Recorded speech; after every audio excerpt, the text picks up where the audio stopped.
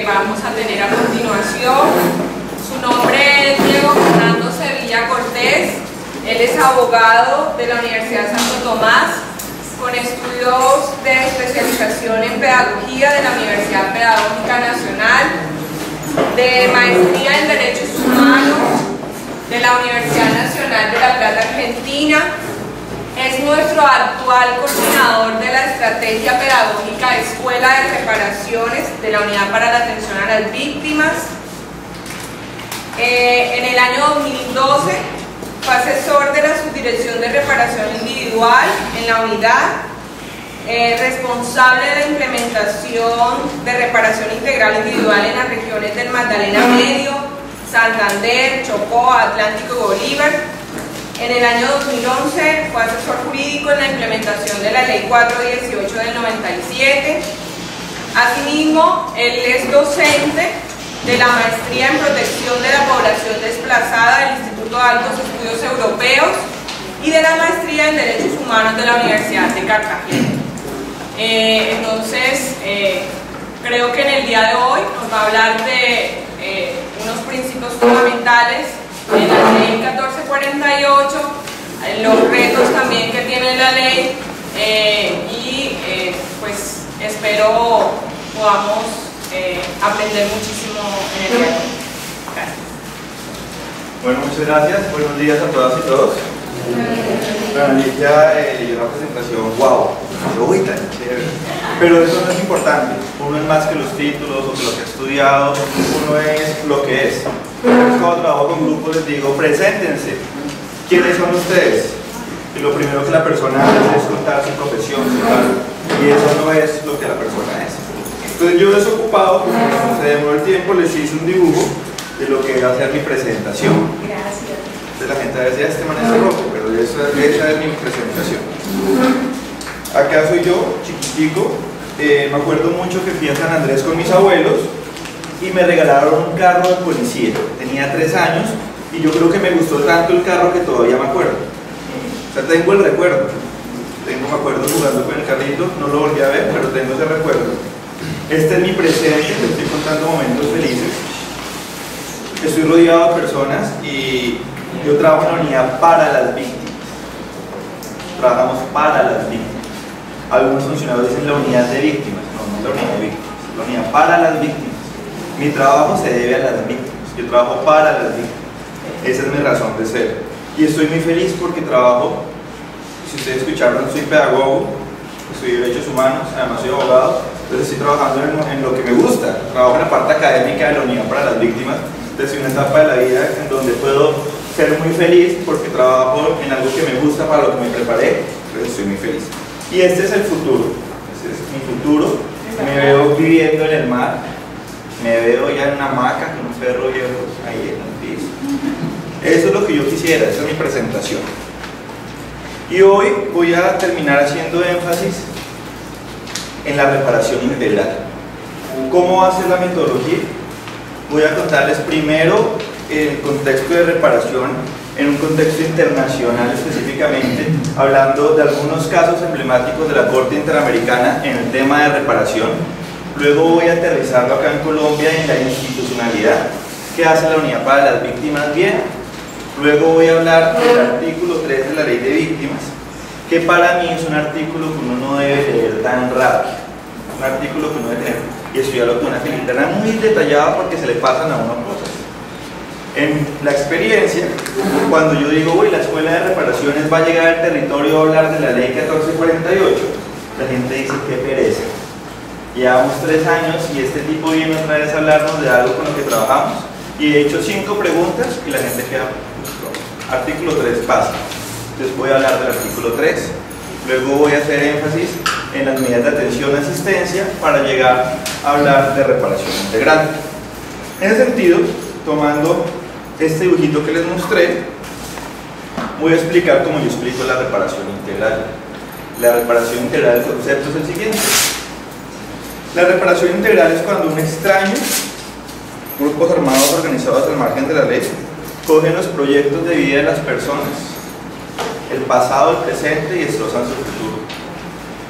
Eso le pasa a las víctimas del conflicto no solo en Colombia, sino en todos los países donde hay conflicto. Y la reparación integral es volver este dibujo a como estaba al principio. Y eso es lo más complejo, porque reparar es reparar lo irreparable. Reparar es reparar lo irreparable. Así yo quiera, coja una cintica, trate de hacerlo bonito, el dibujo no va a ser el mismo que yo les presenté, jamás. Voy a tratar de arreglarlo, sí. Voy a hacer todo un esfuerzo para que el dibujo sea el mismo. Y hay afectaciones, todas las afectaciones no son distintas en el conflicto. Ahora, ¿qué pasaría si yo hago este mismo ejercicio con todas y todos? Entonces, que todas hagan sus dibujos y yo llegue acá y los rompo y los boto al piso. Y voy a decir, el resto de la jornada me voy a dedicar a armar los dibujos. Pues la grabación sería muy aburridora, ¿no? 2 horas yo tratando de pegar ahí los dibujos. Y en cierta forma también eso es lo que busca el Sistema Nacional de Atención y Reparación Integral. Que la responsabilidad no solamente sea de una sola entidad, sino de todo un sistema, y es más, hasta de la sociedad como tal. No responsable como tal, pero sí la sociedad debe aportar a esa reparación. Y ahora estamos hablando de algo muy complejo, ¿no? Uno va a universidades y uno encuentra diplomados en postconflicto. En todo lado, postconflicto. Me dice, uy, tan chévere, estamos hablando de postconflicto. Pues la sociedad colombiana todavía no ha entendido el conflicto. La sociedad colombiana todavía no ha reconocido a las víctimas del conflicto, pero ya estamos hablando de postconflicto. Es complejo, ¿no? Es muy importante que empecemos a reconocer que como sociedad tenemos un camino muy importante. ¿Y qué han sido las víctimas del conflicto? Y es un tema que solamente lo voy a mencionar, no voy a aterrizar. Y las víctimas son aquellas personas que el Estado, por acción o omisión, les negó el pacto mínimo de ciudadanía. Por acción o omisión, acá no vamos a entrar en debates, somos unas víctimas y el Estado, por acción o omisión, les negó un pacto mínimo de ciudadanía. Y tenemos otro tema, que son los actores de los grupos armados, con otras personas. Y el conflicto colombiano no es ni blanco ni negro. Acá no podemos decir estos son malos y estos son buenos, porque es que las dinámicas han sido muy complejas. Tenemos jóvenes que los obligaron a entrar allá a la fuerza. Tenemos jóvenes que no tenían condiciones de vida y tenían que haber entrado allá. El conflicto colombiano no podemos señalar tan fácilmente estos son los buenos y estos son los malos, porque hasta los que creemos buenos han cometido violaciones a los derechos humanos. Nuestro conflicto colombiano no es ni blanco ni negro, es gris. Entonces tenemos unas otras personas que por X o Y motivo, porque quisieron, porque los obligaron, porque era su condición de vida, también se excluyeron del pacto mínimo de ciudadanía. Entonces tenemos unos acá. Y el clic y lo más complejo va a ser que estos dos regresen y recuperen el pacto mínimo de ciudadanía. Y ahí es cuando tendremos que hablar de reconciliación. Y yo no me iría tan lejos a hablar de posconflicto, tendríamos que hablar de posacuerdo, transición y posconflicto. Hasta ahora en El Salvador y Guatemala están viviendo el posconflicto. Hasta ahora, y nosotros ya tenemos diplomados, cursos, es muy complejo. Entonces yo quería como que empezar con eso, quería comentarles el camino que nos queda. La reparación integral no es fácil. El solo concepto que yo les di, reparar, es reparar lo irreparable. Entonces quiero comentarles también, me disculpan los rolos, si el calor me tiene acá rato. Para hablar de esa reparación integral y para poder hablar de una institucionalidad y para hablar de una justicia transicional, que ya me contaron que ustedes son unas duras en justicia transicional, yo les voy a comentar un poco de a dónde viene esa reparación integral. Ustedes recuerdan que la reparación integral hoy en día tiene 5 medidas. ¿Sí las conocen, cierto? Que son restitución, rehabilitación, satisfacción, garantización de repetición e indemnización. Recuerden que esto no es nuevo, esto no es de la 1448. En el marco normativo, el decreto 1290 ya nos hablaba de la reparación integral, ¿se acuerdan? ¿Se acuerdan que ya el decreto 1290 hablaba de reparación integral? Ustedes miran el decreto 1290 y encuentran ahí las 5 medidas. ¿Qué pasó? Que en su implementación nos quedamos en una sola. ¿En cuál? En la indemnización.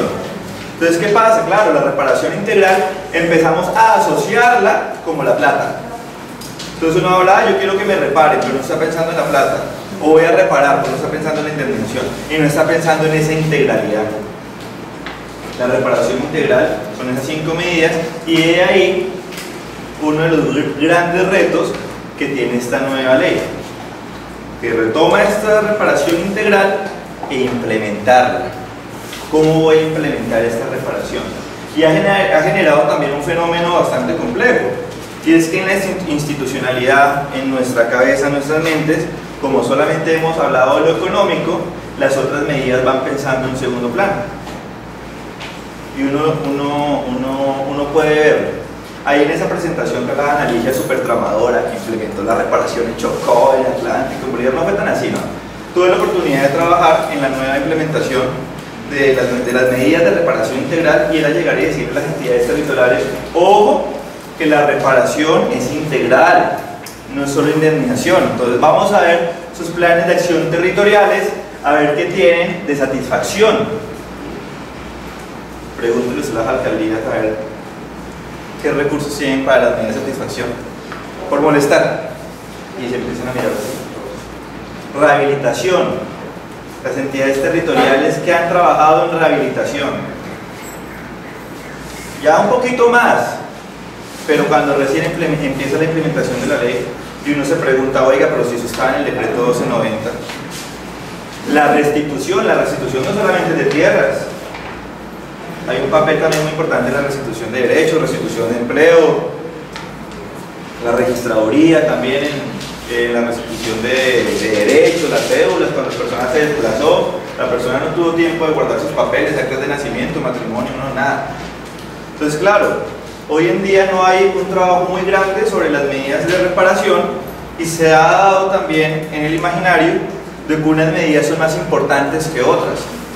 Recuerden que eso le pasó a los derechos humanos.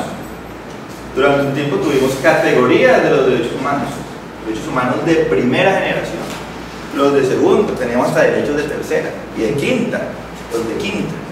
Y lo mismo le estaba pasando a la reparación integral. Entonces, lo más importante es la indemnización. Las demás medidas, ¿dónde quedan? Las medidas de satisfacción. Es que esos son simplemente monumentos y árboles, y cosas sin importancia.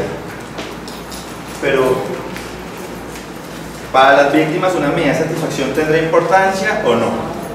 Yo me preguntaba lo mismo. Y en ese trabajo uno a veces se debate muchas cosas. Y cuando estábamos implementando esta ruta de reparación, que ahora lo vamos a ver, se estaba implementando un plan. Y tuvimos la oportunidad de hablar, y yo tuve una experiencia muy interesante en Buenaventura. Y le preguntábamos a un señor, para usted, ¿cuál sería una medida de satisfacción? Y el señor nos contó la siguiente historia. Mira, a mí me hicieron un atentado al cual yo sobreviví. Yo iba para el banco, iba para el centro de Buenaventura, y me hicieron un atentado, una granada, yo sobreviví. Esa calle tiene unas paredes blancas, y desde el día del atentado al día de hoy, yo no puedo ir por esa calle, porque me recuerda el día del atentado. Tengo que dar 5 vueltas distintas para llegar ahí. Si usted me pregunta a mí qué es una medida de satisfacción, sería que pintara, que hagan un mural ahí. Y uno decía, pues yo me preguntaba, mire, lo que para esa persona es una medida de satisfacción. De pronto para mí pintar una pared no tendrá un gran impacto, pero por lo que me contó el señor, para él es una medida de satisfacción. Él decía, si ustedes llegan a pintar un mural, para mí va a ser un impacto muy fuerte, porque ya no voy a estar acordándome constantemente del día del atentado. Y entonces miren cómo todas estas medidas tienen una gran importancia, y por eso son integrales. Acá no hay más importantes que otras. Y eso es lo que yo les quiero comentar. Y estas medidas tampoco es que sea un avance jurisprudencial, colombiano, no. Estas medidas vienen de un trabajo constante, de una evolución de los derechos humanos. Tristemente, ha sido una evolución de los conflictos latinoamericanos. Estamos hablando de reparación integral porque han existido víctimas. Casi siempre hablamos solamente de Chile, Argentina, pero nos olvidamos de la dictadura de Stroessner en Paraguay, de las dictaduras en Brasil, en Uruguay, en Bolivia, en Perú, dictadura también. Y de los conflictos, olvidamos el conflicto de Guatemala, el Frente Farabundo Mártir en El Salvador, el Frente Sandinista de Liberación Nacional, también hubo dictadura en Panamá. Entonces, como han existido tantas víctimas, pues han evolucionado también la protección a los derechos humanos y la protección a los derechos de las víctimas. Los derechos de las víctimas son una evolución de los derechos humanos. En este sentido, no sé si ustedes conocen cómo es la dinámica de la Corte Interamericana de Derechos Humanos. Pues la Corte Interamericana ha generado una gran evolución en el tema de la reparación integral. Y yo voy a hablar de casos colombianos y vamos a hablar de esa conexión con las medidas de reparación integral. ¿Ustedes conocen cuál fue el primer caso de la Corte Interamericana contra Colombia? Digan no, o sí. Sí, participen, pero yo solo. ¿Cómo? No, era de la Corte Interamericana. De Machuca. No. El primer caso que llegó a la Corte Interamericana, o el primer caso que falló la Corte contra Colombia, fue el caso Caballero, Delgado y Santana contra Colombia. Fue el primer caso. ¿Quiénes eran el señor Caballero Delgado y quién era la señora Santana? Eran dos líderes sindicales del departamento de Santander. Unos líderes que pues hacían ejercer sus derechos y obviamente pues el ejército colombiano empezó a marcarlos y a decirme esos señores como que son amigos del ELN, como que algo acá no nos gusta. De hecho es que la última vez que vieron al señor Caballero Delgado y a la señora Santana fue en un retén del ejército. Los señores militares se los llevaron, me atrevo a decir que son militares porque ya es una corte, es una sentencia fallada, ya están las pruebas, responsabilidad del Estado, me da miedo con la cámara, pero bueno, los señores del ejército se llevaron a estos dos líderes sindicales, a este líder, a esta lideresa, y los ejecutaban extrajudicialmente. Qué triste que los ejemplos sean tan fuertes, pero son ejemplos del conflicto de nuestra cruda realidad colombiana. ¿Y qué pasó?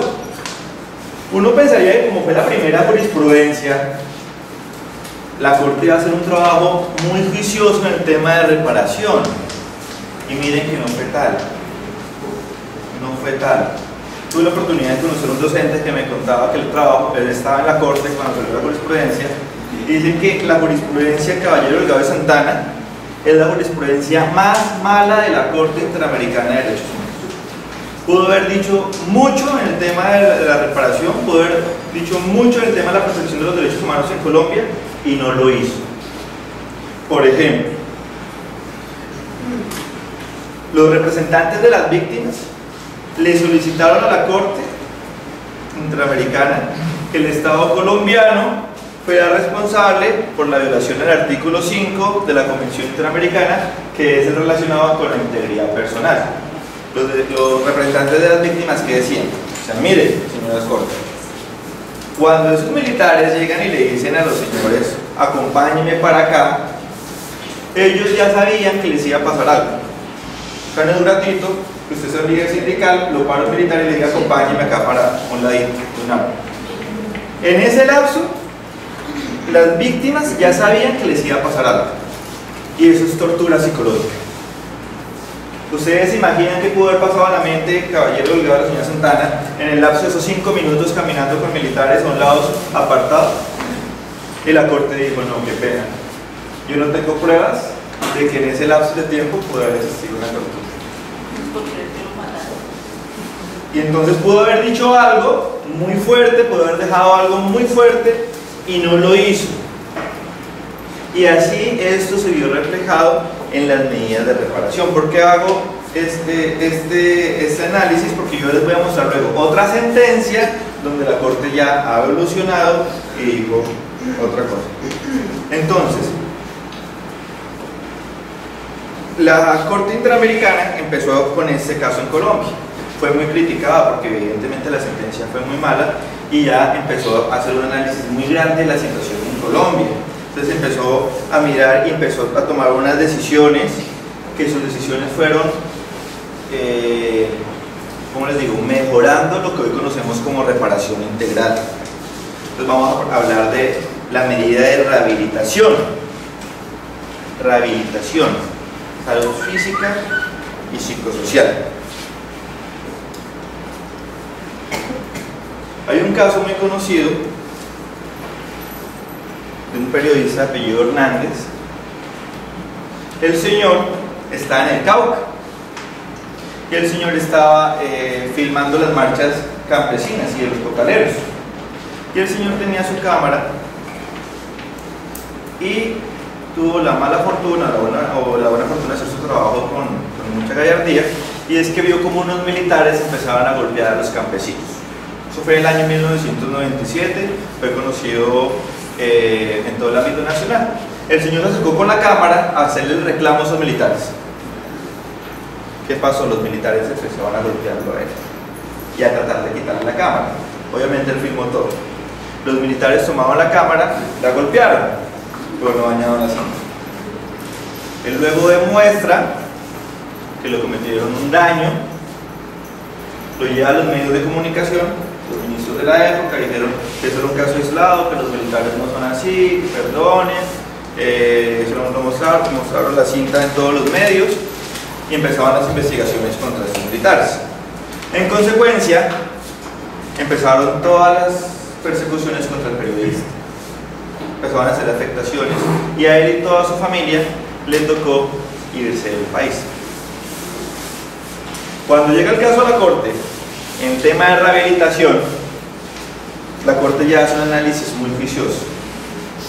Dice, oiga, mire, usted Estado colombiano, primero, no le garantizó la protección al señor acá en Colombia, libertad de expresión, ejercer el periodismo, pero además de eso, le generó unas afectaciones psicológicas graves a él y su familia. Y usted tiene que responder por eso. Y el hecho de que ellos estén afuera no quiere decir Estado que usted no sea responsable. Y ordenó al Estado colombiano a garantizar la rehabilitación física y psicosocial de este señor periodista estando en el estudio. Dijo, yo no sé cómo va a hacer usted, porque el señor está allá y si él tomó la decisión de quedarse, bien, pero usted es responsable de lo que le pasó a él y a su familia. Y como en la medida de rehabilitación, tiene que ser responsable en donde esté el señor. Medida de rehabilitación. Satisfacción. Yo hago mucho énfasis en la satisfacción porque muchas entidades territoriales o muchas personas creen que esto es una medida chiquitica. ¿Recuerdan ustedes, por acá lo había mencionado, tristemente, la masacre de los 19 comerciantes? ¿La han escuchado? ¿Qué pasó con los 19 comerciantes? ¿Alguien nos quiere contar?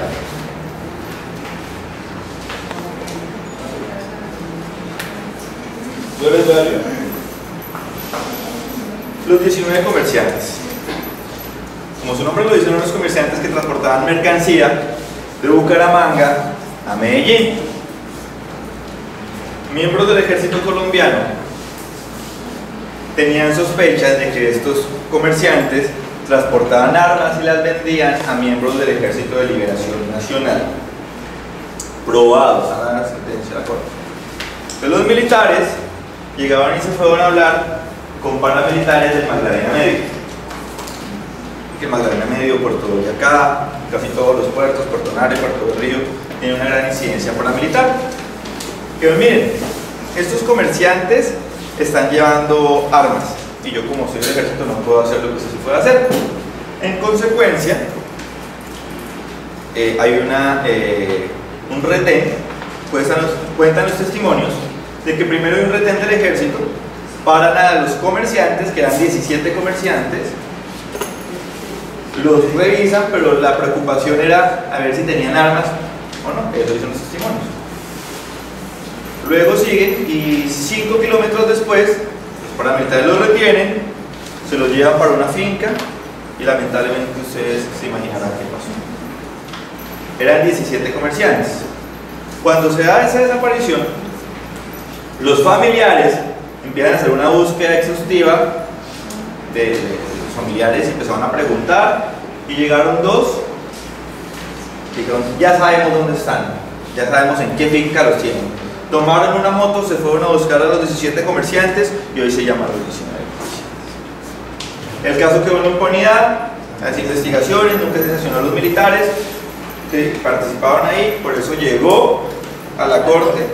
Es más, hay otra jurisprudencia que sale de esa masacre, y es la de La Rochelle. Una comitiva judicial que se fue a investigar qué pasó con los 19 comerciantes y también los desaparecieron. Pero eso es otra jurisprudencia que no voy a hacer. Listo, ¿qué pasó en la medida de satisfacción? En toda la jurisprudencia de la corte llegó y dijo, bueno, Estado colombiano, usted va a tener que hacer un monumento para reconocer a las víctimas de los 19 comerciantes. Como medida de satisfacción, un monumento. Listo, vamos a hacer un monumento. ¿Qué pasó? Primero se hizo el monumento sin la participación de las víctimas.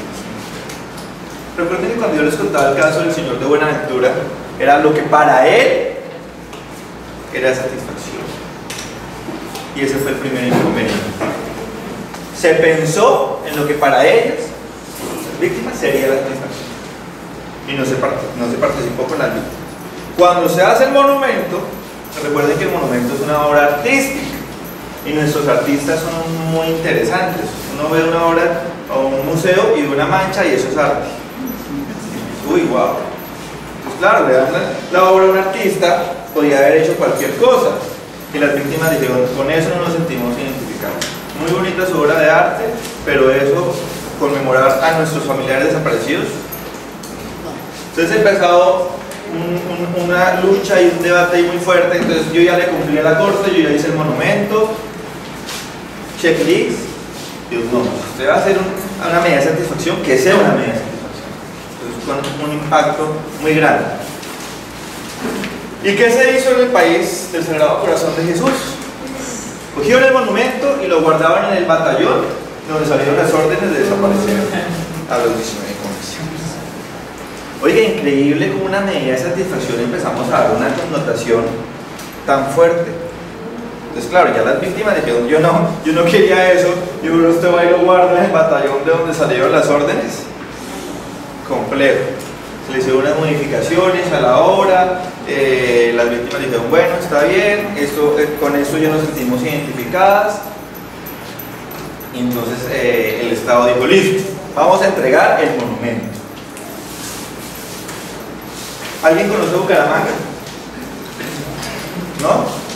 ¿Sí? ¿Y han ido últimamente? ¿Y usted hizo un monumento que estoy hablando? Para allá voy con la historia. Y entregan el monumento en lo que en Bucaramanga le llaman el Parque de los Niños. Y entregaron el monumento. Y otra vez, oiga, lo entregaron en participación de las víctimas. Y ellos fueron a ver y no tenía una base. Pero, oiga, no, mire, es un monumento que va a recordar a nuestros familiares. Si usted no le hace una base, lamentablemente la gente puede ensuciarla, puede volver a nada. No haga eso. Entonces, otra vez, entonces le pusieron una malla verde al monumento y así duró creo que 1 año, 2 años. Luego entregaron el monumento. Entonces fue una disputa porque entonces ya algunas víctimas decían que sí, decían que no, entregaban el monumento, le hicieron una base. Y en la base aparece una plaquita que decía monumento ordenado por la Corte Interamericana y una mano de nombres. Yo me pregunto, ¿esa medida de satisfacción tendrá el impacto que la Corte quería que tuviera o que las víctimas querían que tuviera? No. Yo me pregunto, un joven de Bucaramanga dentro de 40 años que pase a ver ese monumento, ¿va a recordar a las víctimas de los 19 comerciantes? No. Y además de que decía muy clarito, ordenado por la corte. Lo hicimos porque tocó. Más o menos. Más o menos. Entonces otra vez la disputa. No tenía una placa conmemorativa que mencionara algo para que alguien luego lo recordara.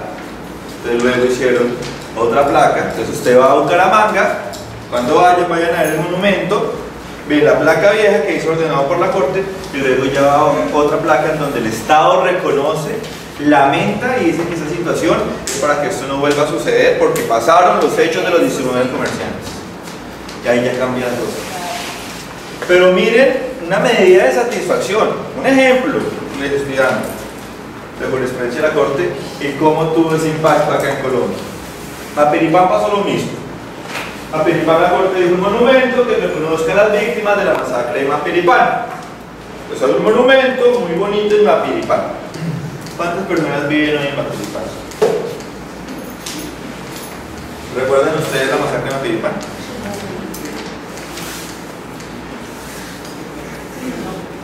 Paramilitares del Urabá antioqueño tomaron aviones del ejército, llegaban al Meta, llegaban al pueblo de Mapiripán. Días antes el ejército le había ordenado a los militares y policías irse de ahí, dejaban el pueblo desprotegido. Hubo una gran cantidad de víctimas de desplazamientos, y la medida de satisfacción es un monumento que nadie conmemora. Entonces miren cómo las medidas de satisfacción tienen un impacto muy fuerte para las víctimas, pero que a veces podemos hasta generar una victimización secundaria, victimizar más. Imagínense todo lo que pasaban las víctimas de los 19 comerciantes cuando dijeron vamos a guardar el monumento en el batallón. Eso no fue una medida de reparación, estaban generando una victimización más grande aún, ¿cierto? Qué fuerte. Indemnización, la platica. En una de las jurisprudencias en donde ha tenido más impacto la medida de reparación, pero una medida de reparación en donde se condena al Estado colombiano. O sea, de todas las jurisprudencias que hay en todos los países, el tema de indemnización hubo un gran, no sé si avance, no sé cómo determinar. Y fue en la masacre de Santo Domingo. ¿Ustedes saben qué pasó en Santo Domingo? ¿Lo han escuchado? Que fue muy conocida porque fue cometida no por miembros del ejército, sino por miembros de la Fuerza Aérea Colombiana.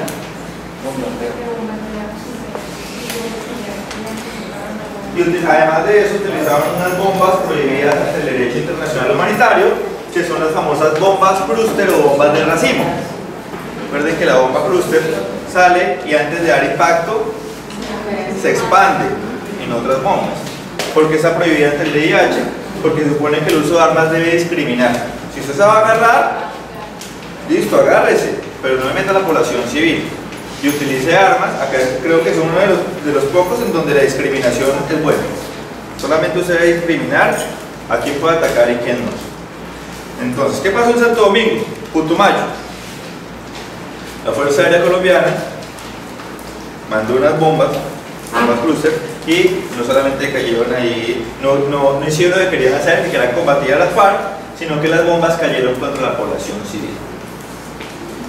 En todas las jurisprudencias, en todas las sentencias de la Corte siempre fallaba en tema económico, unas reparaciones que a veces el Estado se justifica, decían que eran reparaciones económicamente muy altas y que no hay recursos, y que entonces la Corte estaba fallando muy alta económicamente, unas reparaciones, unas indemnizaciones económicas muy altas, muy fuertes. Y entonces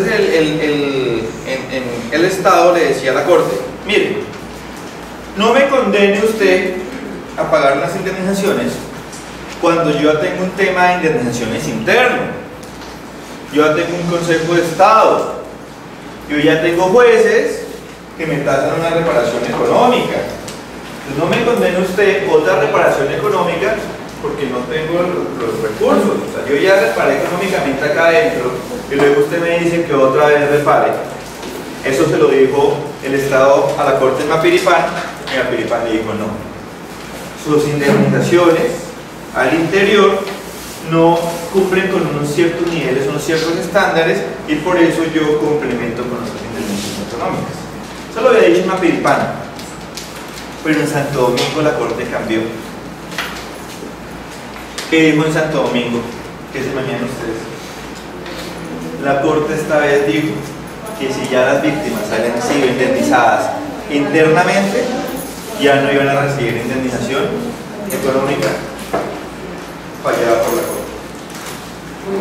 Cambió, una vuelta muy fuerte. Miren toda esta evolución que había dado, que se estaba dando, ¿no? Y acá fue una medida de pronto muy radical frente a lo que ya había dicho antes. ¿Qué hemos analizado acá? Rehabilitación, satisfacción, indemnización, restitución, operación génesis. La última jurisprudencia de la Corte Interamericana contra el gobierno colombiano. Comunidades afrocolombianas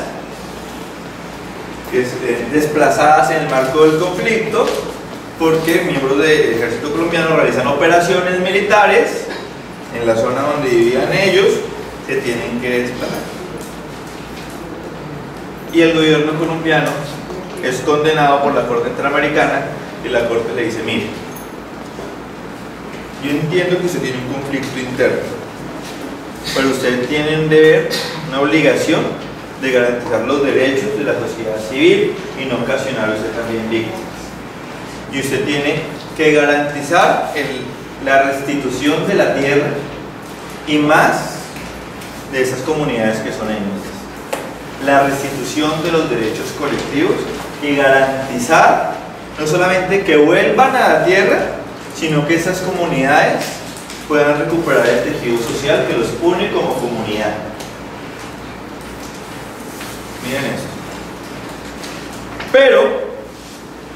Pero de las 5 medidas que nosotros hablamos acá como reparación integral, la Corte no ha hablado de una. ¿Cuáles creen? Yo les he mencionado casi todas. Las no repeticiones. ¿Y por qué? Y no es que no se haya pronunciado, y es que no se ha pronunciado como medida de reparación. Porque la Corte, a diferencia del Estado colombiano, dice: ojo, las garantías de no repetición no son una medida de reparación, son un deber del Estado. Ayúdenme ustedes a ver acá si tener acá en Colombia las garantías de no reparación como una medida de reparación es algo más favorable o no. ¿Qué opinan? ¿Tienen sueño? ¿Cansancio? ¿Calor? Pero si está fresquito. ¿Qué opinan? En el ordenamiento interno colombiano las garantías de no repetición se considera una medida de reparación. ¿No es algo más favorable? No, es un deber del Estado. Eso sí está considerado, lo que pasa es que no lo garantiza. Claro.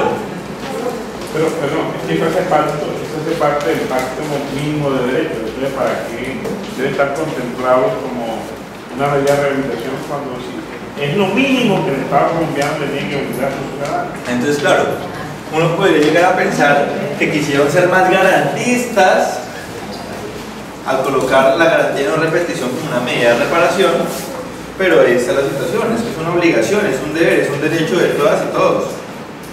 No solamente una violación de derechos humanos, de un tipo penal. Si a mí me roban, el Estado debe hacer todo lo posible para que eso no me vuelva a suceder. Es lo mínimo. Si yo en algún momento no tuve los derechos mínimos, debo restablecerlos y que eso no vuelva a suceder y no me quedar sin derechos mínimos.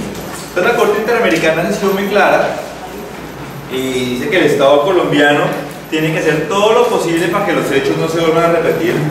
Tanto que uno en toda la jurisprudencia encuentra que deben existir procesos de formación a todo el mundo para que no existan violaciones a los derechos humanos. Pero las garantías de no repetición, la Corte simplemente dice son un deber del Estado y no las habla y no las toma como una medida de reparación. Miren todo lo que ha dicho la Corte Interamericana de Derechos Humanos.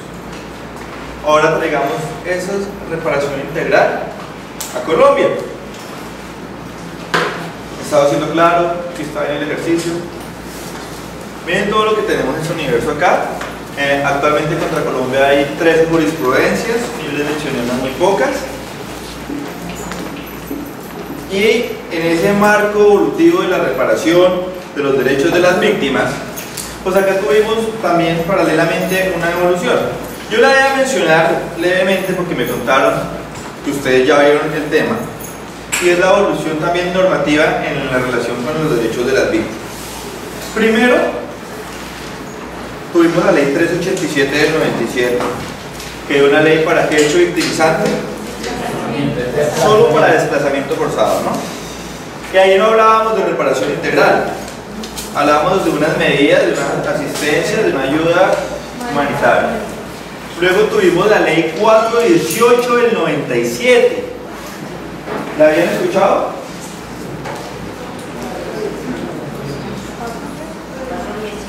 La ley 418 del 97. La ley 418 es una ley de orden público. No hablaba específicamente del tema de víctimas. No era solamente para el tema de víctimas, pero al interior de los artículos disponía de una ayuda solidaria para las víctimas del conflicto para hechos victimizantes distintos al desplazamiento forzado.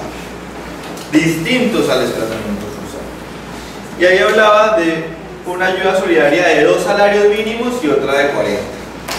De 2 salarios era para el secuestro, para las amenazas, para los atentados terroristas. Los 40 era para el homicidio, para las lesiones con capacidad y con incapacidad permanente, y esa era la ley 418. Luego llega la ley 975, que fue la ley de justicia y paz. Recuerden que es un proceso judicial. Judicial. ¿Por qué es judicial? La persona primero en un proceso judicial, usted tiene que señalar quién fue su victimario. Si yo voy ante la fiscalía a pedir algo, tengo que decir, mire, fulano fue el que me hizo daño, fulano es el que me tiene que reparar. Proceso judicial. Con la ley 975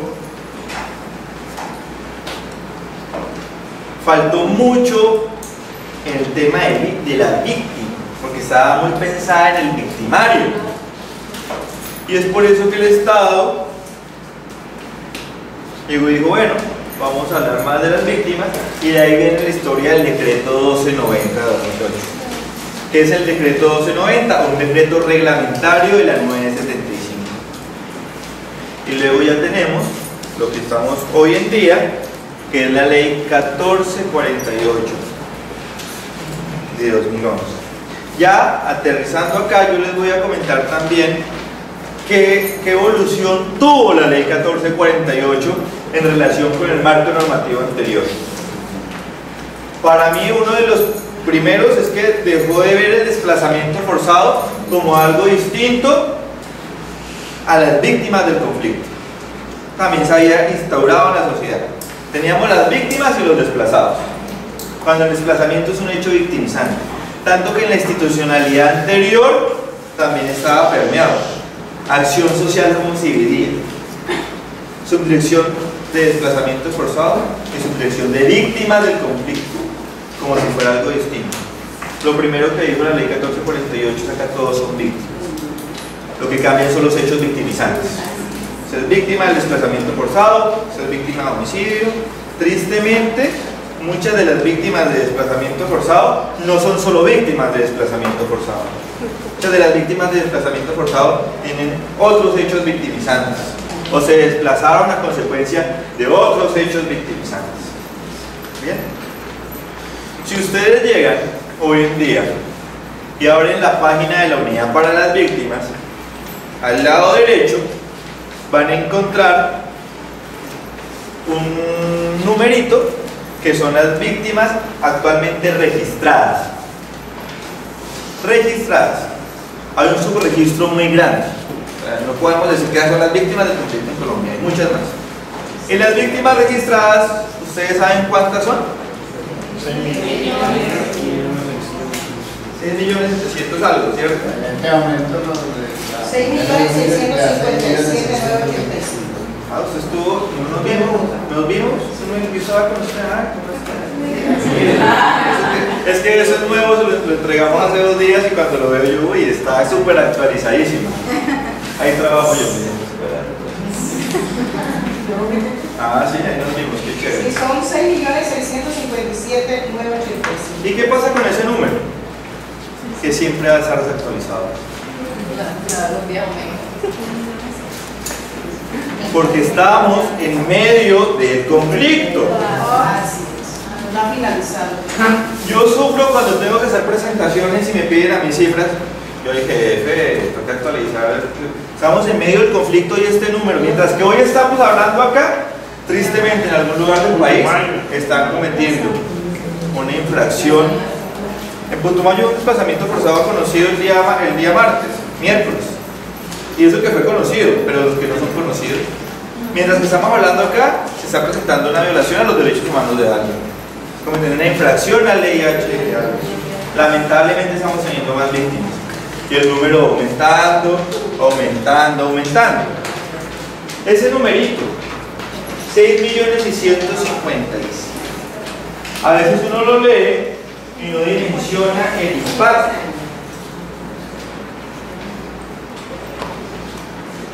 6.150.000. Con solo decirles que ese número son la población de Panamá y Costa Rica juntos. Tenemos 2 países y hemos ido. Qué número tan fuerte. Y los colombianos, a veces los que no hemos vivido el conflicto, ajenos. Podemos hacer mucho y de pronto no hacemos nada. Número impactante, un número que no se puede dejar pasar. Prácticamente la población de 2 países. Increíble. Para esto, entonces, recuerden que tenemos hoy en día la Ley de Víctimas y de Restitución de Tierras. Ustedes recuerdan que esta ley se presentó en el gobierno anterior. ¿Y qué pasó? ¿Y por qué? ¿Cuál fue la excusa? Que no era sostenible presupuestalmente. Tanto que en el último debate presidencial, yo me lo gozaba, estaban los 2 candidatos, no me entienden temas políticos, más que me están grabando. Y yo comprendo a veces cuando la gente debate y dice no, pero es que el gobierno colombiano no ha hecho nada, no ha hecho... Si usted dice así, de que la ley de víctimas es el proceso administrativo y no judicial, será bueno profundizar porque eso va a crear una confusión. Lo que pasa es que hay que decir que la mal llamada ley de víctimas también es una ley de restitución y que una parte de la reparación integral que tiene con la restitución, especialmente la restitución de tierra, ese es un proceso judicial. Usted se me adelantó por allá iba, así. Sí, para allá iba. Pero bien, muchas gracias por la observación y sobre su observación voy a trabajar. Entonces, claro, entonces es muy importante hacer esa aclaración. Uno a veces escucha lo siguiente y tiene toda la razón. Es que esa indemnización que a mí me dieron no es nada y tienen toda la razón. ¿Por qué me van a indemnizar solamente con 30 salarios cuando yo fui desplazado, llevo tanto tiempo? Y eso tiene una respuesta y es que hay que establecer la diferencia entre lo judicial y lo administrativo. Como les comentaba anteriormente, lo judicial es ir ante un juez y decir, mira, a mí se me ocasionó un daño, me lo ocasionó fulanito, y el juez da una reparación, tal y como se hace en Justicia y Paz. Justicia y Paz también ha tenido toda una evolución que luego la comentaré, y es que en Justicia y Paz hay unos postulados, hay un juez, y si usted, señor postulado, cometió estos hechos contra esta persona tenía tantas vacas, Esta vaca le da una producción mensual de tanto, al año le daba tanto, cuánto lleva desplazado, cuánto tiene usted que darle económicamente. Además, el señor tenía la aspiración de que con esa plata su hijo fuera médico, usted le frustró un proyecto de vida y el juez llega y hace una tasación, una reparación que es judicial. Por eso uno escucha que víctimas de Mampuján reciben indemnizaciones en promedio de 100 millones de pesos, porque es judicial. Mientras que lo administrativo es distinto. El administrativo establece unos topes, pero así también no es tan demorado el proceso judicial, que puede durar 10 años. Judicial es más rápido, puede durar 2 o 3 años, pero a comparación de 10, usted no tiene que señalar. Usted no tiene que señalar y decir fue fulano, fue fulana, sino decir, mire, yo fui víctima del conflicto, ya sea por una infracción o una violación de los derechos humanos, prepáreme administrativamente. Entonces hay unas diferencias, hay unos topes ya establecidos, que la ley ya dice los topes de cuántos son, para cada hecho victimizante cuántos son. Como el caballero nos complementaba, en el tema del capítulo de restitución de tierras tiene dos fases, ¿no? Una fase que empieza siendo acá complementada por la unidad de tierras y termina siendo judicial, porque ya hay unos jueces de restitución de tierras en esa parte, ¿no? Recuerden que la restitución es una medida de reparación integral, así como lo es el retorno y la reubicación, que es un componente también de la restitución. Ustedes la tienen clarísima. Es muy importante establecer ya esa diferencia. Entonces ya inicia la ley 1448. Y la ley 1448 crea una nueva institucionalidad. Esta nueva institucionalidad, principalmente como nueva, ¿a quién tenemos? A la unidad de tierras, yo he trabajado con ella a lo largo del diplomado, a la unidad para las víctimas, al centro de memoria histórica. Yo cuando me dijeron, Diego, hay un diplomado, la primera pregunta que yo hice fue, oigan, ¿yo voy como la unidad para las víctimas o voy como académico? Que es distinto, ¿no? Y me dio una respuesta que me encantó. Usted va como académico de la unidad para las víctimas. Y sí, pues trabajo en la escuela de reparaciones. Entonces, muy importante poder tener entonces una claridad de la tarea de la unidad para las víctimas. Miren el objetivo. Se entra a la página de la unidad y eso es lo que van a encontrar sobre la institución como tal. Coordinar ordenada, sistemática, coherente, eficiente y armónica las acciones del Sistema Nacional de Atención y Reparación Integral a las Víctimas. Recuerden también que la unidad para las que la ley 1448, la ley de víctimas y de restitución de tierras, habla de un sistema que en la ley, si ustedes miran la ley, son 32 entidades, pero en la actualidad son aproximadamente 52 entidades que se han sumado más al sistema nacional, y son todas esas entidades que tienen que implementar su política pública. ¿Qué pasó con el número? No, es que el juez decía que alguien ha dicho que es 57, nos dijeron después que es 51, le dice que es 52, ahora el juez dice que son 52. Ahora, y eso responde también a algo, y es que hay unas entidades que uno llega y hace el análisis y son parte del sistema o no son del sistema. Entonces, por ejemplo, hay algunas universidades que dicen yo quiero ser parte del sistema, y uno dice, uy, ¿será que las coloco ahí para que empiecen a sumar? ¿Será que no? ¿Será que su aporte es parte del sistema? Hay otras entidades que aportan más que otras, por ejemplo el MINTIC, que es parte del sistema nacional. Entonces como que empieza uno a ver cómo hago yo para contarlas o no las cuento ahí, pero todas tienen una responsabilidad muy grande en la implementación de la ley. ¿Y por qué la unidad tiene ese objetivo? Porque yo les he hablado acá de unas medidas, yo he hecho énfasis en las de reparación, pero eso no son responsabilidad todas de la unidad en lo que competencia es.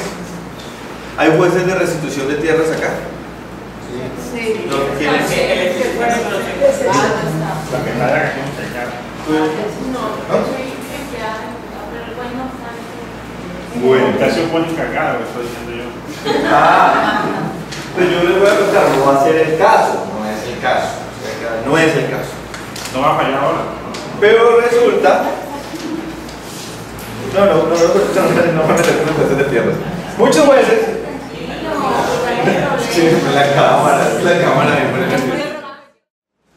está claritico, claro, la indemnización yo no le voy a mandar a otra entidad. Si yo decir vaya para el Ministerio de Defensa y que lo indemnicen allá, no. El tema de la indemnización, en el marco de la ley, la competencia directa es la unidad. La rehabilitación, ¿de quién es la competencia? La rehabilitación. La rehabilitación. Unidad de víctimas, enfoque psicosocial, todo. Esa no es una competencia directa. Ministerio de Salud y las entidades territoriales. Pero el enfoque psicosocial responde que ellos no tienen que ver con rehabilitación. Pero lo que hace es Búsquenme en la ley 1448 donde diga que la rehabilitación es una competencia directa de la unidad. Ahora, yo les voy a contar, ahora. Entonces ya les voy a contar una historia para que hagamos una claridad de el tema. ¿Qué pasó? Bueno, entonces, hay muchas entidades que tienen distintas competencias en torno a, por ejemplo, las medidas de satisfacción. ¿Quién tendrá competencia ahí? El Centro de Memoria Histórica, las entidades territoriales, el Ministerio de Defensa. ¿Por qué?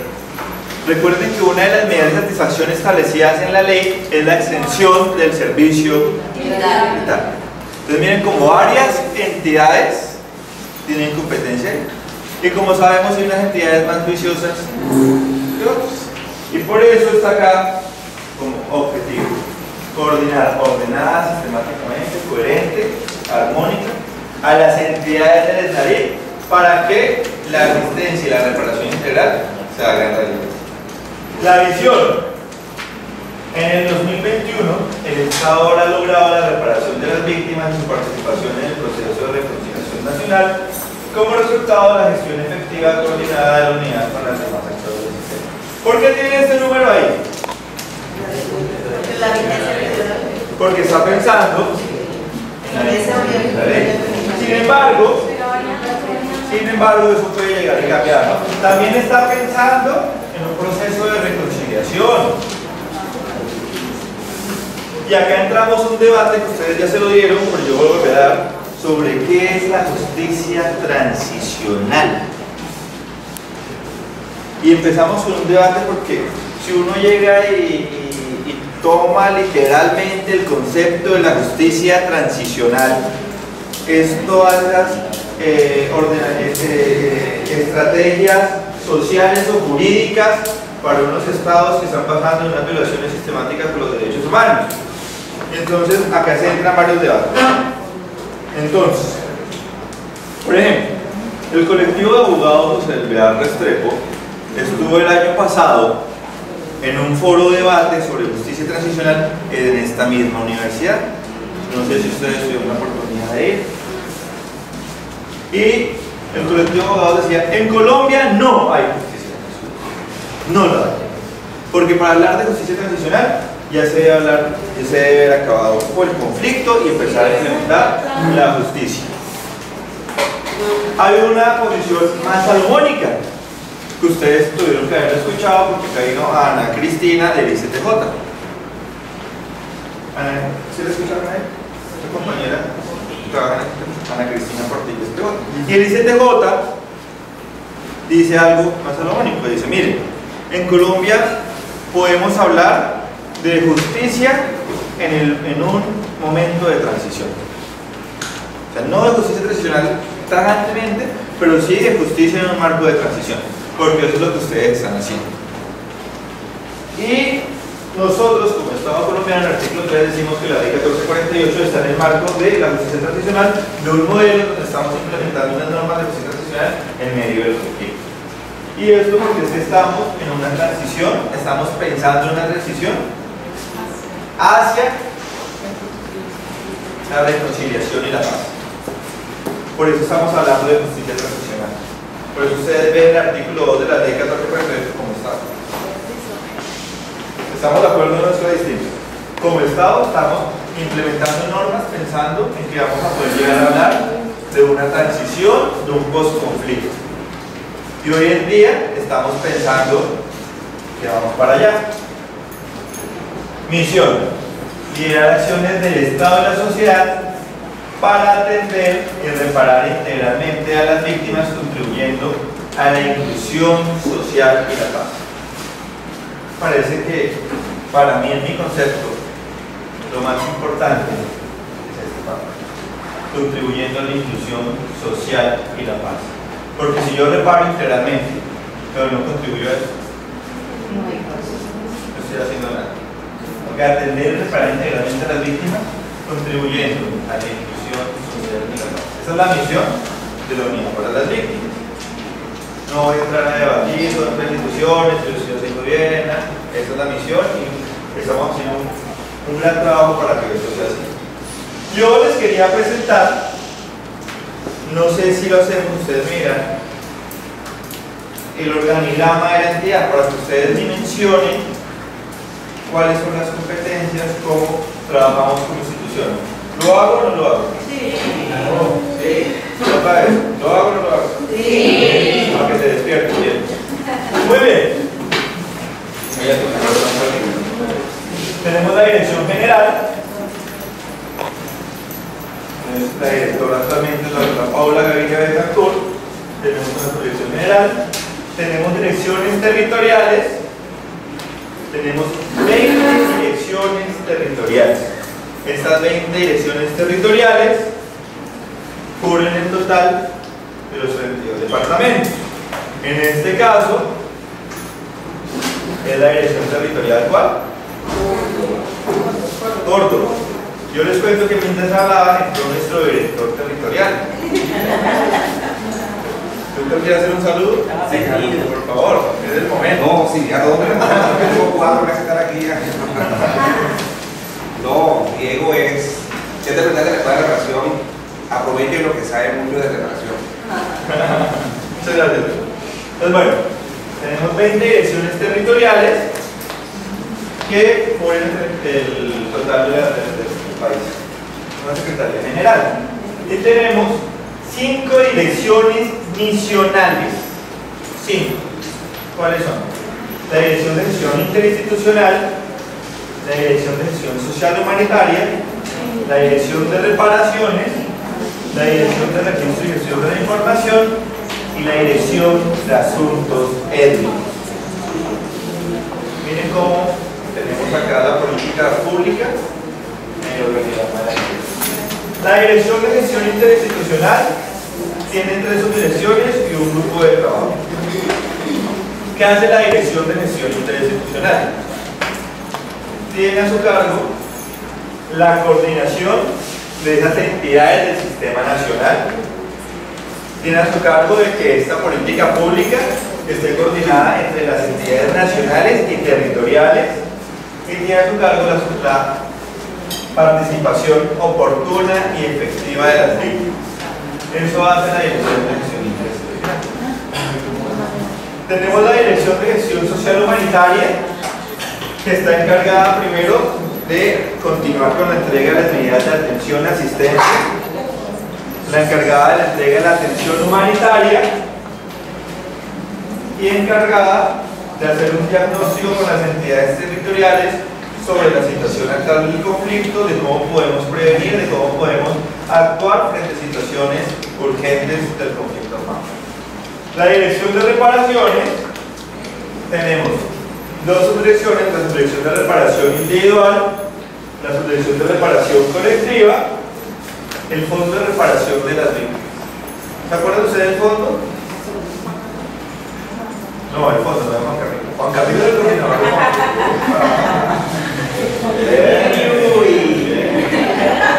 Bien, voy a cantar a Juan Camilo que lo recuerde.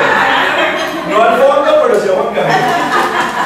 El fondo de reparación para las víctimas fue creado por la ley 975. ¿Qué decía? Que los postulados debían entregar sus bienes. Pregúntenme si todos entregaron los bienes. Y pregunten si los bienes que entregaron se pueden monetizar. y entonces el fondo es administrado dentro de la Dirección de Reparaciones. Aunque recuerde que este responde a las sentencias en el marco de justicia y paz. Doctor, entonces, antes de avanzar, en relación al fondo, o sea, el fondo también le corresponde recibir el producto de la venta o arrendamiento de los bienes que maneja o que manejó la CNE. Sí. Y en el caso particular del departamento de Córdoba, uno observa unas situaciones tales como la llamada acción social. Después que algunos de esos postulados entregaron algunos tipos de bienes en el departamento de Córdoba, vino una acción social al departamento y extensa tierra, que más o menos son 800 hectáreas, se las entregaron al que estaba ahí, que uno tiene la duda si ese que estaba allí también es victimario, y se las dejaron. Y el arriendo de eso, usted se espanta, al año es irrisorio la suma, es lo completamente irrisorio. Es más, han confesado en el despacho judicial que como ya acción social no existe, y no existe desde el 2011, él no tiene por qué seguir pagando y no está pagando. Que sería unos recursos que irían a engrosar los recursos del fondo para la indemnización de esas víctimas.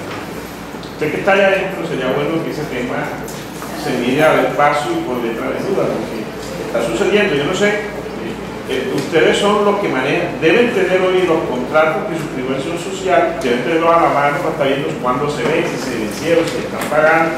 Yo hago esa recomendación porque lo estamos viendo y evidenciando en todos los procesos judiciales que nosotros tenemos.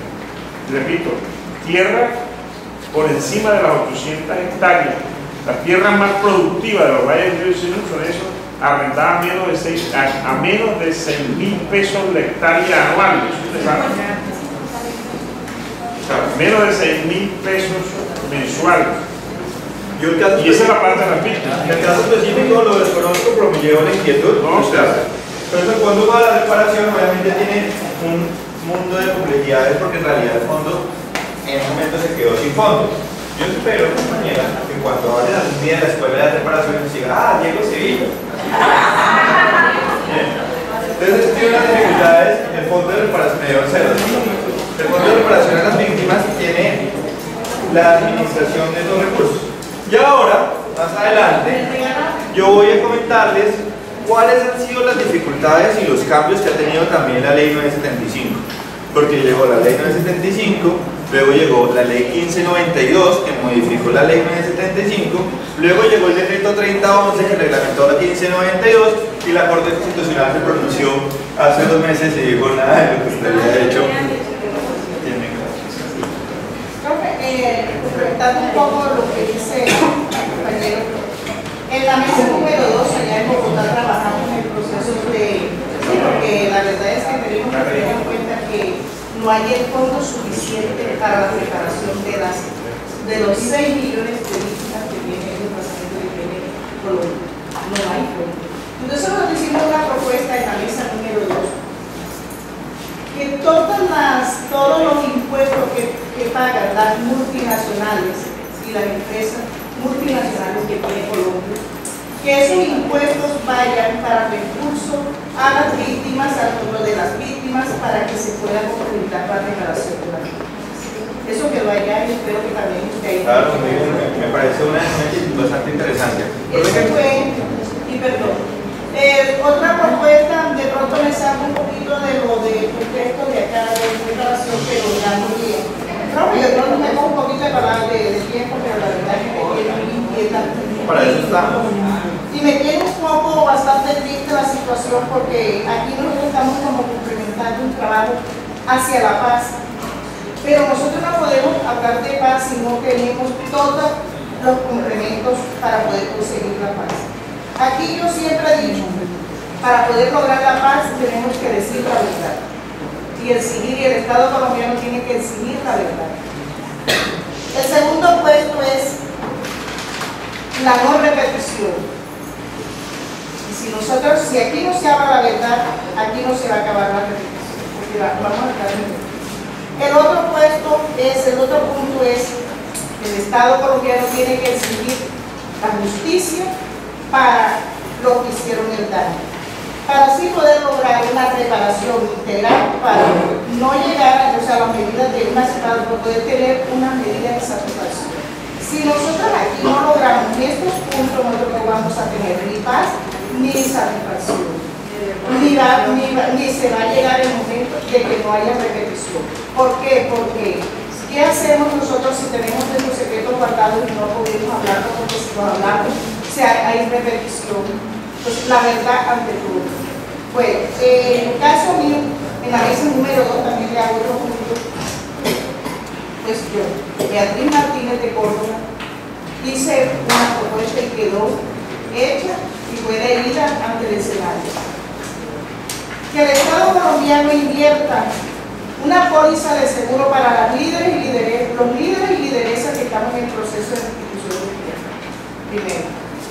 Segundo, que nos reúnan la unidad de víctimas, la unidad de restitución de tierra, derechos humanos y la presidencia del Estado colombiano a una mesa de concertación con todas las víctimas, líderes y lideresas que estamos en todo el país de Colombia en el proceso de restitución de tierra, porque nos sentimos en la cuerda floja.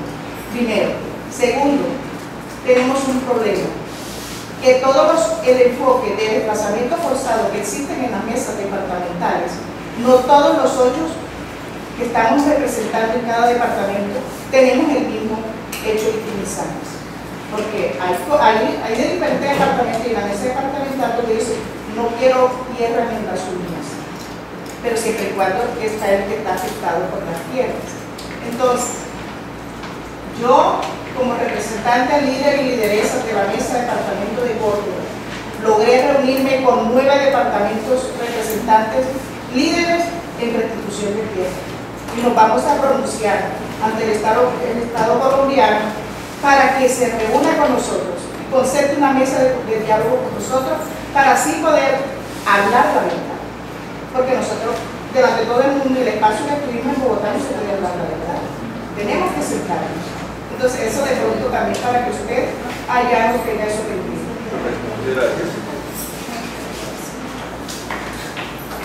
Con el fondo, lo que pasa es que también hay que ver que ciertos postulados que entregaron premios con vocación de reparación dentro de justicia y paz fueron premios que resultaron no tener real vocación sino vocación de restitución y tuvieron que ir saliendo del fondo, lo que ha pasado con casi la totalidad de los premios de Córdoba, por ejemplo, y de Antioquia, que fueron entregados supuestamente para ellos reparar sus víctimas y posteriormente nos dimos cuenta que dichos premios que eran de víctimas que habían sido despojadas y hoy en día estamos trabajando aquí en Córdoba.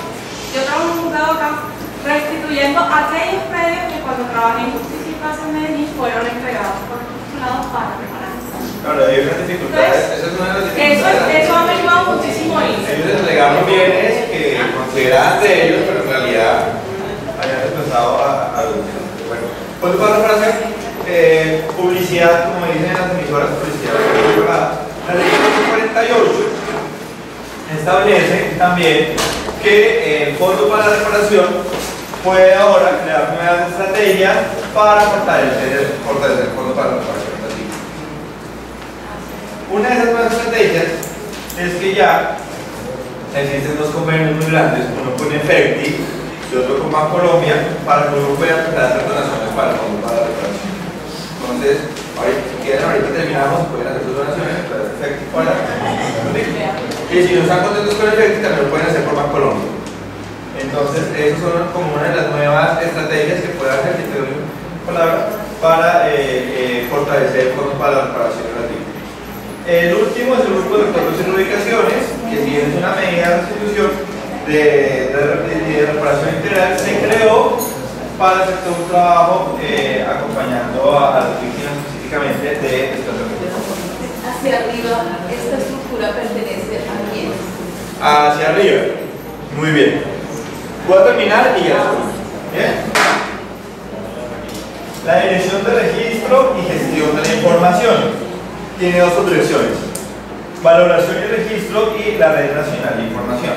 es esta dirección encargada de valorar, cuando llega un caso, las víctimas llegan, declaran ante el Ministerio Público.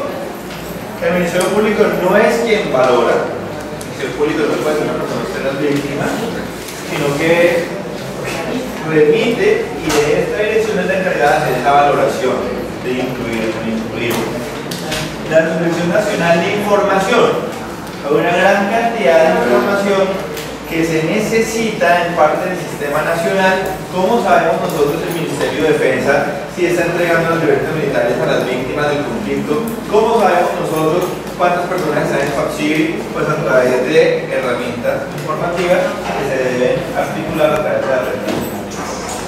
Ya tenemos acá las 4 direcciones misionales y vamos a la última, que es la Dirección de Asuntos Étnicos. Yo acá les estoy hablando de la ley 1448, que es la ley de víctimas y restitución de tierras. Pues no les estoy hablando de los decretos étnicos con fuerza de ley. Yo les cuento que uno de mis trabajos, una de mis funciones en el trabajo, es evaluar también a los funcionarios públicos en el tema del conocimiento y conceptos en la implementación de la política pública. Y estaba ayer en un proceso de evaluación y le digo a uno de los jóvenes: mencióneme los decretos reglamentarios de la ley 1448. ¿Cuántos son? El señor me dijo: son 5. 48, se lo sé. El de tierras, que es el 4829, que es el de capítulo de restitución de tierras, el 4633 de pueblos indígenas, el 34 de gitanos y el 35 de afros. Orgulloso. Y le dije: qué pena, esos no son decretos reglamentarios. Existe una confusión de que los decretos étnicos son reglamentarios, y no, son decretos con fuerza de ley. Coloquialmente quiere decir eso, que tienen la misma jerarquía que la ley, que el decreto 4860 no lo reglamenta, y necesitan su propia reglamentación, y son 3: 4633 para pueblos o comunidades indígenas, el 4634 para comunidades rom o gitanas, y el 35 para comunidades negras, afrocolombianas, raizales y palenqueras. De eso se encarga la Dirección de Asuntos Étnicos, de trabajar con las comunidades étnicas para implementar los decretos con fuerza de ley. Esa es la institucionalidad de la Unidad para las Víctimas. ¿Queda claro? ¿Pueden mencionar ustedes más o menos cómo trabajamos? Yo tenía una diapositiva en donde quería explicar cómo era eso, por mi no, ya medio lo conocen, entonces me dice el logo de la actividad. Pero ¿qué pasa? Antiguamente, la antigua institucionalidad, que viene desde antes, ¿no? PNR, luego la red de solidaridad y luego Acción Social. Acción Social, su nombre era Agencia Presidencial para la Acción Social y la Cooperación Internacional. ¿Bien? Luego, ¿qué dice la ley? La ley llega y dice: voy a crear el Departamento Administrativo para la Prosperidad Social, DPS, que está adscrito al DAP, al Departamento Administrativo de la Presidencia. Luego dice que la Unidad para las Víctimas es una entidad adscrita al Departamento para la Prosperidad Social, al DPS. Y el DPS tiene 5 entidades adscritas, que son Instituto Colombiano para el Bienestar, el ICBF, la Agencia Nacional para la Consolidación Territorial, el ANSPE, Agencia Nacional para la Superación por este Sistema, el Centro de Memoria Histórica y la Unidad para las Víctimas. Bien, entonces, Presidencia, DPS y las entidades adscritas. ¿Qué pasó? Que empezó a darse una cantidad de confusiones y empezaban a llegar con unas acciones de tutela y la derecho de petición al DPS. Y el DPS decía: no, pero si eso no es conmigo, eso es con la Unidad para las Víctimas. Y así: pero no, que la unidad adscrita a usted. Ojo, sí, pero el decreto 4802, que reglamenta la institucionalidad, dice: sí, la Unidad para las Víctimas es una entidad autónoma, administrativa y financieramente. Entonces, Ahí está, ese es como el organigrama, así funcionamos. ¿Queda claro? ¿Alguna duda? Bien. Estoy preocupado porque son las 2 y pico y no he llegado a la mitad de presentación. Pero bueno, ahí yo les comentaba, yo tengo una dificultad cuando yo realizo mis procesos de formación y les digo voy a ir a hablar de la ley 1448 y la gente me dice no, otra vez, qué pereza. Pero he identificado que la gente no tiene unas precisiones específicamente sobre el artículo 3. Vamos a charlar. Pero yo acá sí necesito que ustedes interactúen conmigo. Porque si no interactúan conmigo el ejercicio no me queda bien y me ve todo triste por abajo. ¿Quién es víctima? Ley 1448, 2011, artículo 3. Personas que individual o colectivamente hayan sufrido un daño por hechos ocurridos a partir del 1 de enero del 85. Esa es una temporalidad, ¿no? Para el tema de la institución de tierra, que es una fecha distinta. 1 de enero del 91. Infracciones al derecho internacional humanitario o de violaciones leves y manifiestas a las normas internacionales de los derechos humanos ocurridos con ocasión del conflicto armado interno. Yo llegué, leí la diapositiva, chévere, pero uno tiene que hacer un quieto ahí. Y yo les voy a hacer unas preguntas. Yo no quiero interrumpir en ese punto.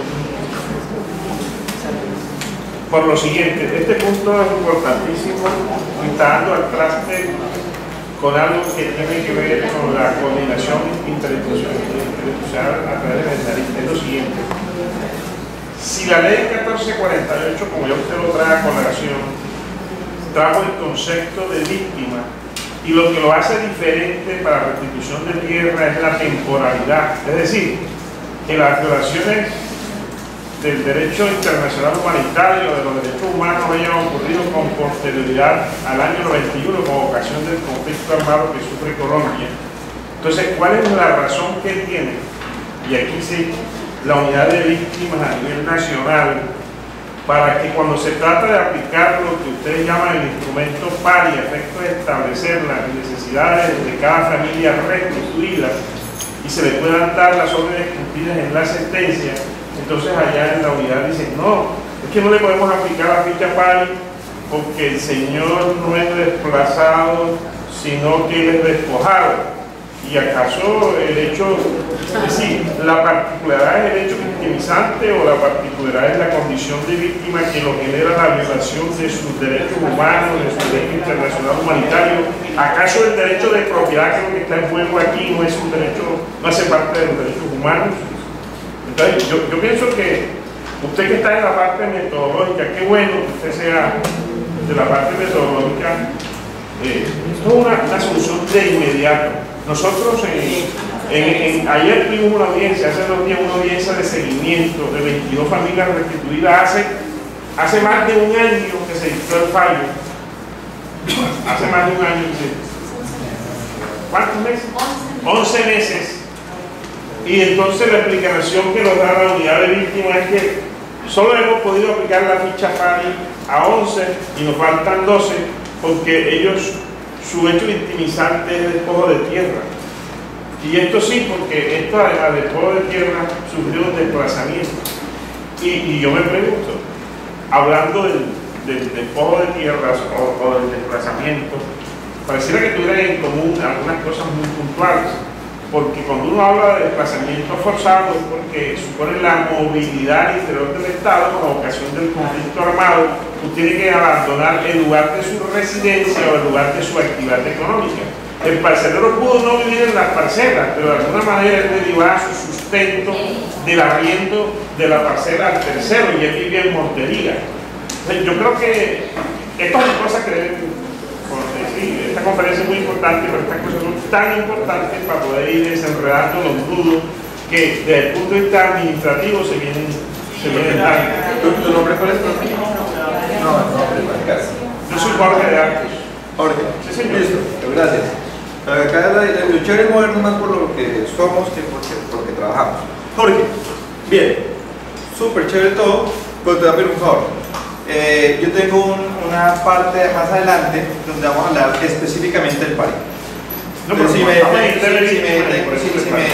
de pronto acá, de pronto no puedo avanzar con este tema.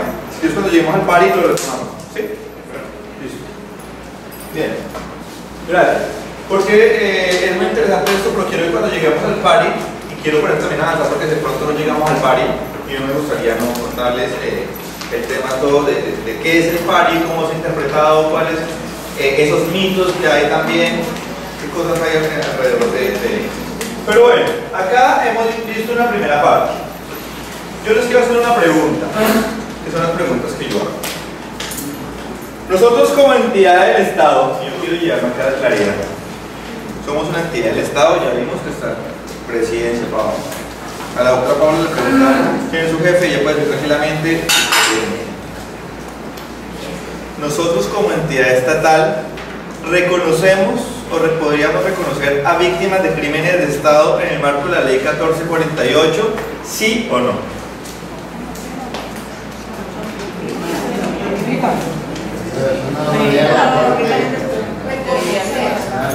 En el marco de la ley 1448.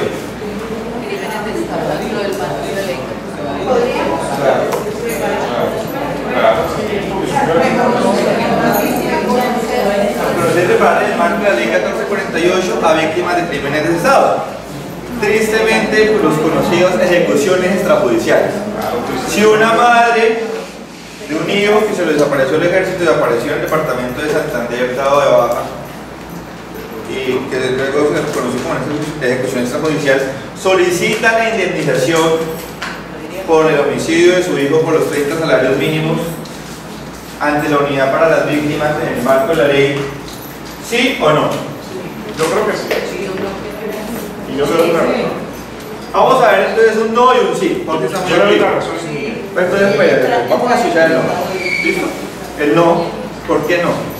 Porque ahí habla de una víctima, pero directamente por el Estado, o sea, o lo entiendo así, mientras que aquí las víctimas es más como el conflicto social que ha vivido Colombia, yo lo entiendo diferencial. ¿Tu nombre cuál es?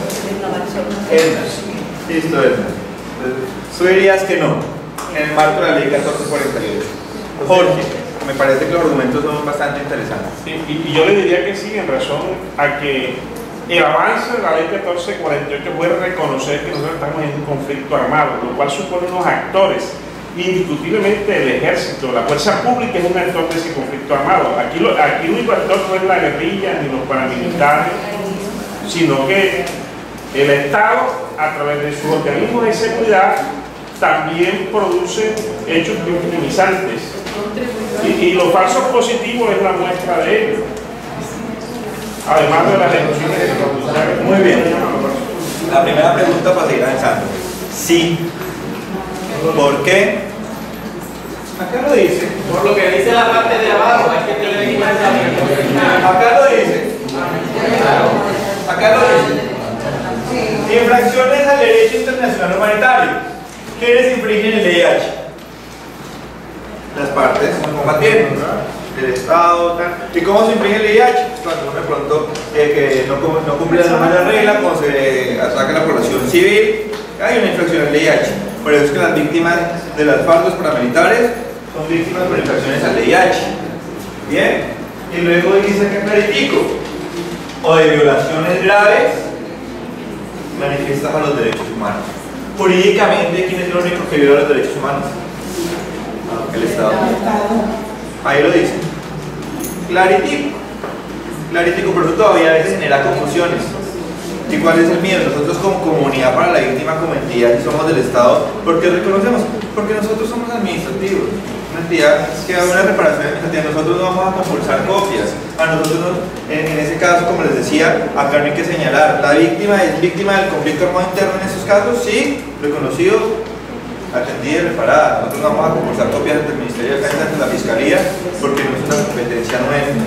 Y esa claridad hay que tenerla porque yo hice la pregunta y yo quisiera que la gente me contestara sí. Sí es. Pero entonces está la duda, el tema.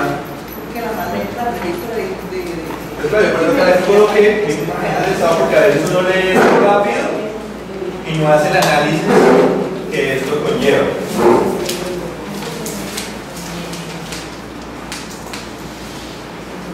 Cónyuge, compañero, compañera permanente, parejas del mismo sexo, padres e hijos, en casos de muerte o desaparición forzada de la víctima directa. A falta de esta, los serán abuelos y personas que hubieran sufrido un daño según la sentencia C052 de 2012. ¿Qué quiere decir eso que les acabo de leer súper rápido? En el marco de la ley 1448 y en el decreto 4800 tenemos unos hechos victimizantes. Y esos hechos victimizantes hay unos que son directos y otros que son indirectos. Por ejemplo, hay un mito urbano sobre el secuestro que se piensa que es indirecto, pero no.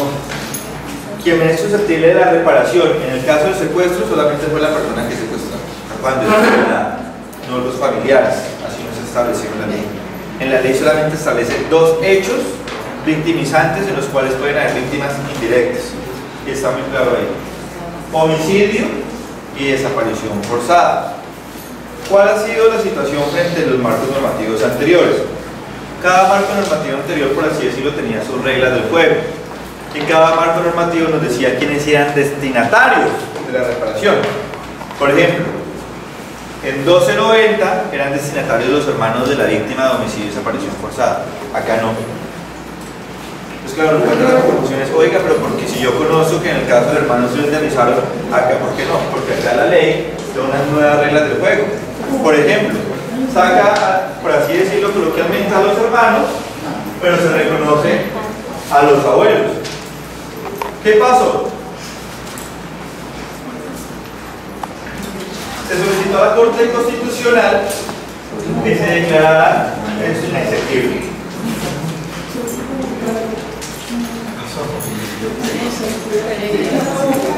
¿Y la Corte qué dijo? La Corte dijo